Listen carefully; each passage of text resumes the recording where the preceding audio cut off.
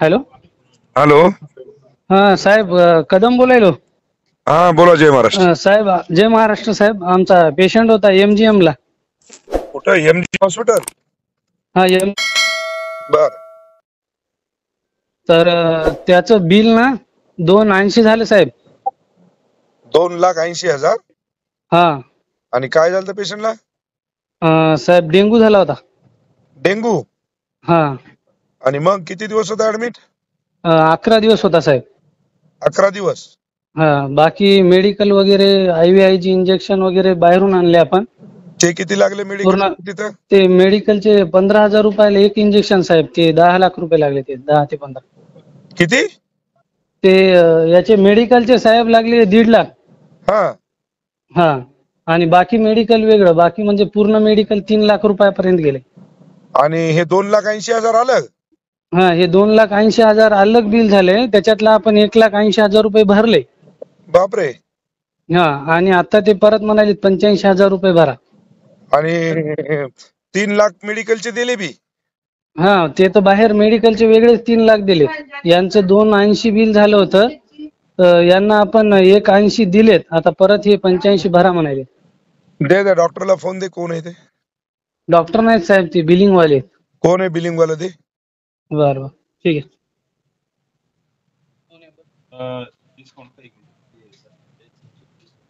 एकदा साहेबाशी बोला ना. 2 मिनिटं इकडे फोन चालू आहे सरांचा. 1 मिनिट साहेब, बोलायले ते. हा चालू ठेव. सर मला डिस्काउंट किती सांगितलं होतं? असं 21,573 सांगितलं. सर एकदा बोला ना इकडं. अरे साहेबाचा फोन आलेला आहे, थोडं 2 मिनिटं. अरे आमदार बांगर बोलायलेत म्हणाव. बोला इकडं. ते बोला स्पीकर वर केलाय. अरे आमदार बांगर बोलायलो. सर 2 मिनिटं सर. 11शी बोलतोय. बर दे दे. बोलणं झालं की बोल लवकर जरा.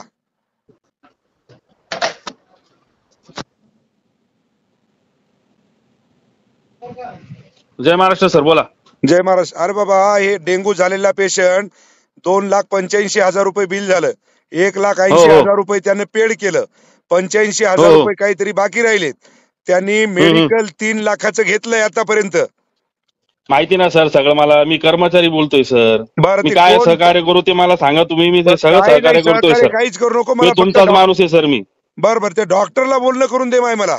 कारण की 2,85,000 आणि 3 लाख हो म्हणजे ना हो ना हो ना. 6 लाखाचं काय यांनी अमृत पाजलं त्या हो लेकराला ना, हो देऊ ना. जाणे.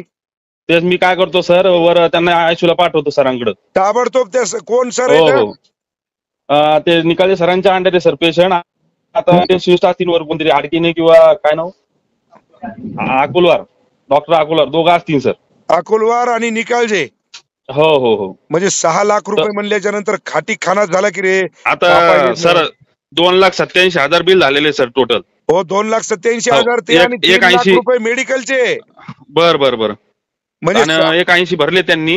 हा 1,07,145 पेंडिंग होतं. त्यातून त्यांनी समजा 21,573 डिस्काउंट सांगितलं सर.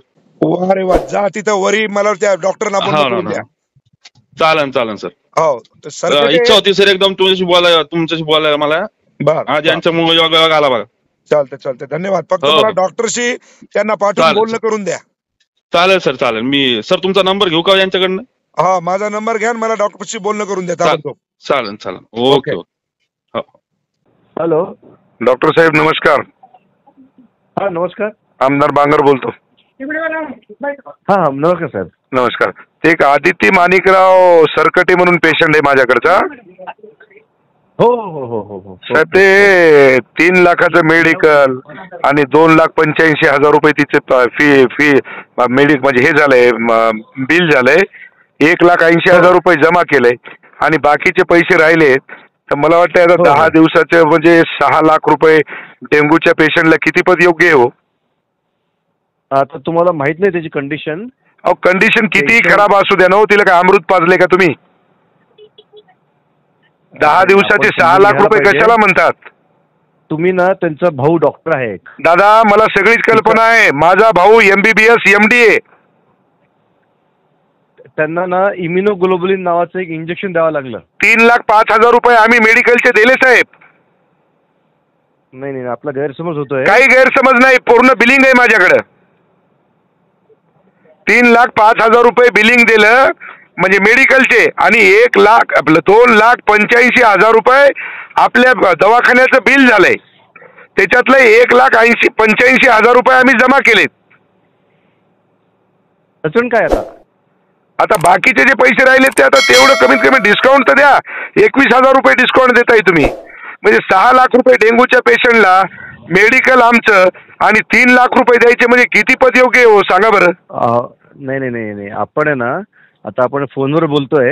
हा, ते जरा बोलणं आपल्याला, एक तर पेशंट अतिशय गंभीर होता, व्हेंटिलेटरवर होता. अहो किती व्हेंटिलेटर असू द्या ना, रोजचे किती रुपये लागायचे त्याला मेडिकलचे सोडून. तुम्हाला बिलामध्ये दिलं असेल ना, रोजचे किती बिल आहे त्याच्यात दिलं असेल ना. अहो सगळं दिलंय दादा. 6 लाख रुपये कशाला म्हणता तो? अरे असं गोरगरिबाला लुटू नका हो. हात जोडून आपल्याला विनंती आहे. हे बघा प्लीज तुम्ही ना, प्लीज लुटू प्लीज काहीच मला सांगू नका तुम्ही, मला काहीच सांगू नका तुम्ही. या पद्धतीनं जर तुम्हाला दवाखाना चालवायचा असेल तर आम्हाला ऍक्शन घ्यायचा अधिकार आहे, ध्यानात ठेवा. 6 लाख रुपये कशाला घेताव?